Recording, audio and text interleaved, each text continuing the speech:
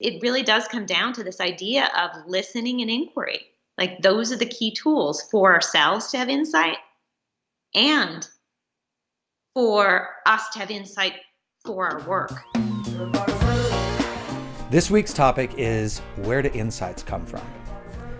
I've been thinking a lot about this being an insight-driven show and wondering, and in fact struggling with, how do I produce insights? So we have with us today as a guest, Elena Rigo from MER Leadership Design, who is an executive coach. And I'm going to talk to her about her point of view on where insights come from, partly by just diving into helping to resolve that question for myself of how do I generate insights for this show. So without further ado, Elena, welcome. Thank you, Matt. So let me ask you this. How do you define for yourself an insight, just out of curiosity? I just take the word and break it down. So insight is see into. So how do we see into something even more clearly? How do we see into it even more deeply? How do we see into it from a different perspective? How do we see into it so we have a different understanding than the original one? I think one of the things that I struggle with is feeling like I need to some degree, produce insights with my guests through the process of chatting. And that's one of the reasons that I thought it's kind of meta and a little bit Inception. But my theory was, what if we talk about my struggle with how to do this show? I feel a lot of the time like I have a zero experience doing what I'm doing, and that lots of problems and challenges arise because of that. And so I'm always kind of, struggling with like it being my fault, and not being able to get there, and being worried that I'm not good enough at the things that I have to do this show to really be doing it. So I thought I would ask you, can you help me to understand how I would begin, having insights on how to do this show? So there are a couple things that you said there that were important. And one of them was that you think that you lack the experience that you need to do this show. Did I get that right? Yes, that's right. So can you say more about that? Well, I've never hosted a show before. Mm-hmm. I'm often talking about topics that are, I think, interesting for marketing insiders of all sorts. But I don't necessarily feel like outside of that creative realm that I have the expertise myself to take a position and necessarily have it be true. And I worry about taking that responsibility and, and having people watching the show kind of figure out later that I made a mistake. Can you define host? What does it mean to be a host? I think for me, it means that I need to put together the production itself, put together the team, and I've made a bunch of choices about kind of where we'll be and what the structure of the show will be. And then I'm the one who comes and invites guests and works with guests on, what the topic will be, making people like you feel comfortable, a welcoming anchor to the discussions that we're having, but also a receptor, of sorts. Yeah. And so does it feel like you don't have the experience for that? Like everything you described and setting up the team, setting up the context, that's what I really heard in what you shared, was the context for the conversation and the technical aspect of needing to record it and the invitation. So there's the technical, and then there's your part in the process, which is the context in the invite. And then it becomes a conversation. So tell me what part of that you feel unprepared or less experienced. I worry that I will get here with a guest and I'll have plenty to say, but it will all be stuff that people have heard before, and who needs it. Most artistry is something that already exists, but someone puts their own take on it or interprets it, or it's like the phrase "steal like an artist." Is there really truly an innovative idea? Well, there's innovation within an idea that already exists. And when you talk about a conversation, if it's a real conversation and I hear your intention to be really truly present and organic in that conversation, then of course it's going to be new because you've never done it before. I've never done it before. You're a unique market of one. I'm a unique market of one. So you put us together and we have a conversation. That conversation has to be new. That was really helpful, the idea that it will definitely be unique and specific because the two of us have never had this conversation at this time. See, it surprised me at the beginning when you said that you felt unprepared to do the show, because as I know you and my experience of you is that you have all the tools and skills that you need to do something like this. You have certainly the ability to connect with people. You're a relationship person. You're a communicator, at least in my experience of you. You know how to ask great questions, which is part of being a host, right? And you have all these technical skills because you've been in the business for X number of years. So from my point of view, you have everything you would need to be set up to be successful doing a show like this. And so it was interesting for me to hear that you would worry about that. The reason being is because you know how to listen and you know how to pivot in order to make a decision.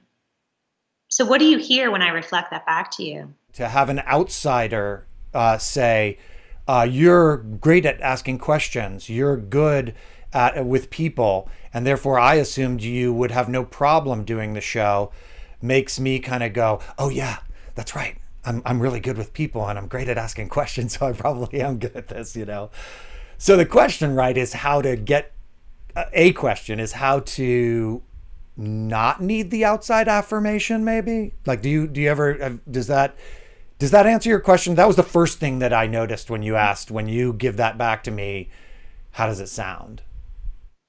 Well, what I heard in what your response was that you recognize, in me sharing it with you, you recognize that inside of yourself. And what was in the way of you seeing it inside of yourself was your fear. And you also very astutely noted that your fear wasn't coming from a rational place. They come from two different parts of the brain, right? So your rational thinking comes from your prefrontal cortex, and the fear sits in your amygdala, which is where your fight or flight response is. And so it would be impossible for fear to sit in your prefrontal cortex unless there really truly was, I don't know, a significant evidence of danger. And see, there isn't that right now, right? It's like the fear of having a bad show was what you mentioned. And that made me think about, how we do that a lot, how we just jump to judgment. So you had a fear of making a bad show, and who's to say if it's a bad show, right? It could fit someone, regardless of how you view it. It could change someone's life. Who knows? It's like, how are we going to interpret that? Because it's something that's very subjective versus objective, which is what you were talking about when you spoke about the fear versus the truth of knowing what your gifts and skills are, which are being able to talk to people, connect with people, ask good questions. So sometimes just having that reflected back to you is enough to remind you of who you are. Yeah, and I wonder if that is that there's a technique in there for down the road for just asking myself, what are the things that I need to do? These are the things that I need to do. Do I like doing those things? Am I do I have a history of doing those things? Yes, I do. So I ought to be able to get there. But ultimately, it's my goal that I own in here, that is the one that I'm assessing how close or how far am I to it in any given moment.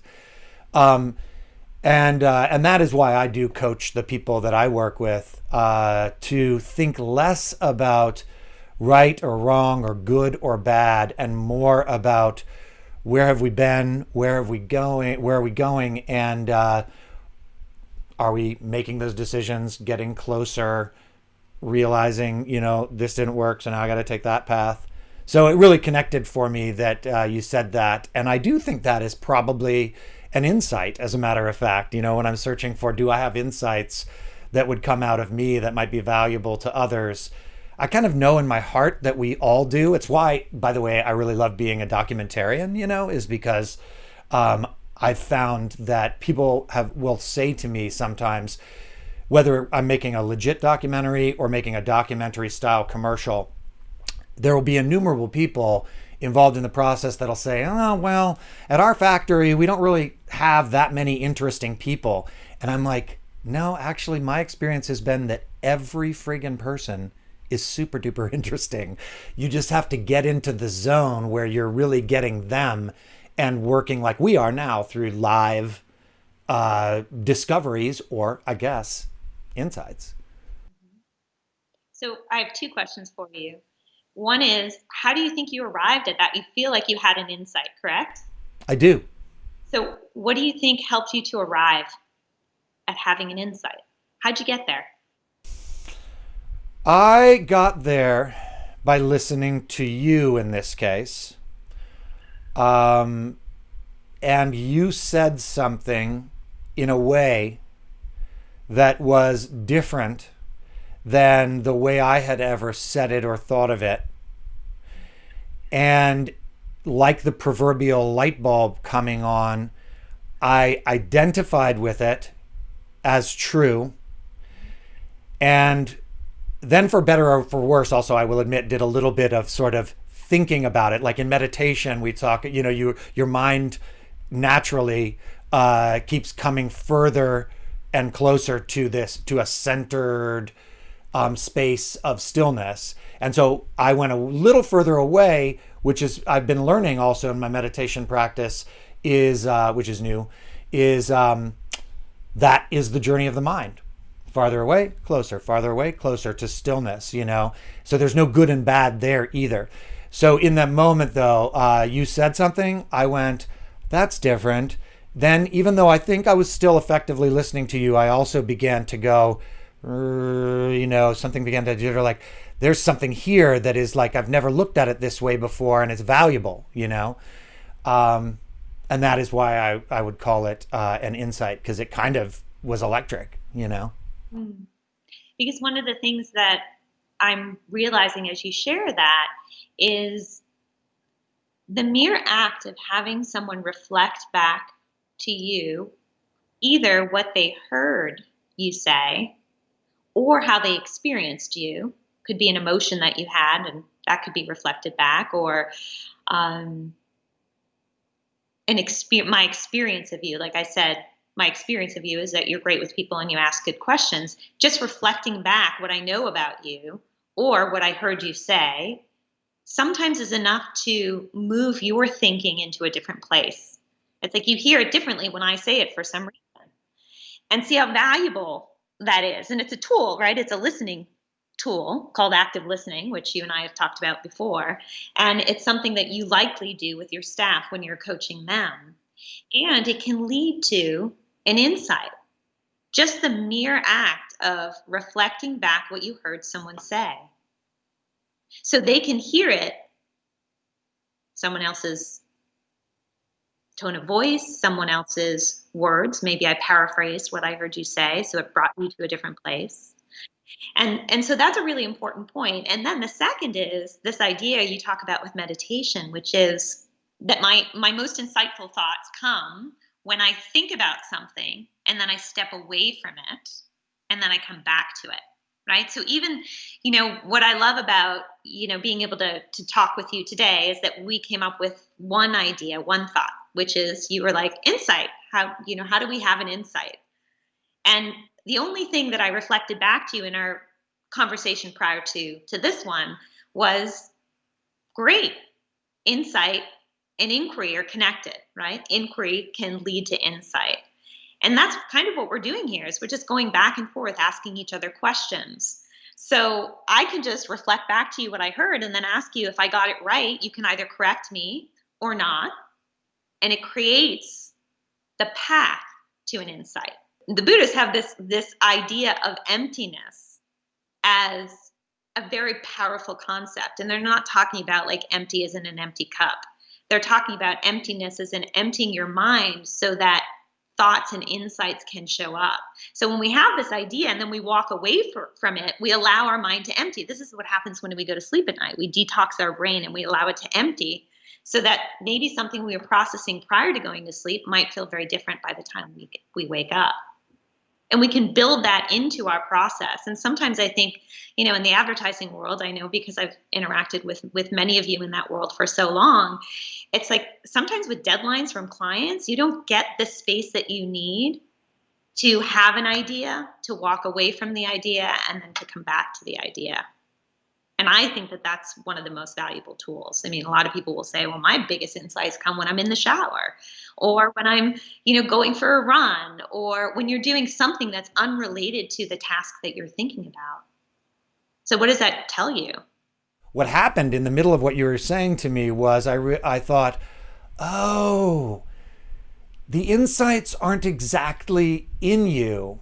Like, yeah, they are, but they need to emerge. They need to be freed by dialogue and interaction, which is where you went at the beginning. But then, you went on where I immediately went right after that, which is we're always, even when we're alone in the shower, as you mentioned, or on a run, we're always in dialogue with our environment, with the whole world. In any event, we're always getting all this stimulus. And one of the things that I say to many of the people that I work with some frequency is be on. Like listening and active listening, as you put it, is more than just using your ears.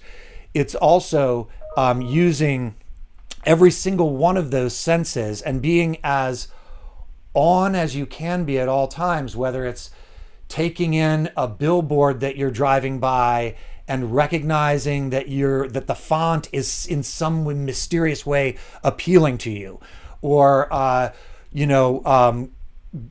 walking down the street and you've been trying to think of a pattern to use in a piece of your work, and suddenly you see a discarded piece of trash on the sidewalk that has this plaid pattern in it that you go like, oh, that's it, that's perfect. Like, so I apply it to my work in advertising and as a creative all the time, is like, just work on being present and on intake or listening or on, and you will be filled not just with the inspiration. And here's what I think was the insight that I had is you will be naturally having a dialogue. You're having a dialogue with the billboard. You're having a dialogue with the scrap of plaid on the sidewalk. And therefore, it is freeing what's in you. It's freeing those insights to emerge. I also think that there's benefit to having something that helps elicit the development of that insight and the expression of it, right? The freedom to express it in whatever form it ends up in. And I'm going to go back to the Latin comment again, the Latin root of education, right? If we look at the word education, it comes from educare, which ducare in Latin is to lead. And the E part of that is, it means to draw out from within. So if we look at the word education, we're looking at what we draw out from within. Like a true teacher draws something out that's already inside of you, but he or she helps ask the right questions so that you make that, you create an understanding inside of yourself that was different than before. And so I do believe that these insights are inside of you. And whether it's a conversation with a coach or with a friend or with a colleague or with nature or with your environment, to have that dialogue to allow the insight to emerge in a different way. Which is why we have this show. It's called Listen In, right? So what I thought about was like, well, of course, the show's called Listen In. Listen in, meaning listen in internally and listen externally, right? That's how insight's created, because insight really is a looking into and a deeper understanding of that can only be created when you put those two things together, what's happening externally and internally inside of you. Powerful. I had that light bulb come on that's why we called the show Listen In. The whole thing comes together. I was scared about even doing this episode of the show at the beginning of the show. And in that moment, I felt all of those feelings literally convert, where I just felt at peace with, I do know how to do this. I understand what an insight is. I manufacture them, with my gestalt all of the time. And it was such a powerful feeling of resolution, I guess. For those people who are unaware of what Gestalt is, it's a process you use in psychotherapy. And while I'm a coach and not a therapist, it's a process that you can even use in coaching, where you have an empty chair in front of you and you can have a dialogue with fear. So while it's helpful to have someone else to have a conversation with and help these insights that are inside of us emerge, it's also something that you could facilitate yourself. There are so many things that you can do. You can have a coaching session with yourself where your inner counselor can give you advice. And something I thought of when you were talking about your team and how you coach them is when you're having a feeling of insecurity or fear around the show or anything else that might come up for you. So when that imposter syndrome surfaces, you could think to yourself, well, what would I tell my team? If they said this to me right now, what would I tell them? And what will emerge is the insight that you can then apply to yourself. In the spirit of, there's nothing new under the sun. Many people have said it before me, but I've found in the many opportunities that I've had to lead or to mentor or to literally teach from time to time, that the beauty of it for me, once I embrace it, and for me that means embracing the fears that we've been talking about for this whole episode, is that I always learn as much as I teach. It's one of the reasons why I love my job, because I get to walk into a room and assume that the person that's sitting in front of me has all the answers inside of them, which is great because it takes the pressure off, right? But my job is to help facilitate the insight, the goal of which is to elicit and to bring forward the insights that are already there inside of them, that they already know, but they don't know that they know them. Yeah. Listen, Maria Elena, thank you so much, as always, for having a chat with me on Listen In. It's been an absolute pleasure, and I feel like we really got at the core of where insights come from. Yeah. Well, it's a great show. Keep listening in, inside and out, and I hope your listeners do as well. Thanks for having me. You're welcome. If you liked what you heard on this episode of Listen In, please drop us a note at listenin@eisenberg.com. Share your insights and let us know if you'd like to be a guest on the show. You'll always find the full version of each episode of Listen In here on AList. And please always think who you know that might benefit by these insights and share this episode with them. And don't forget, please like us before you go. Till next week on Listen In, keep your ears on.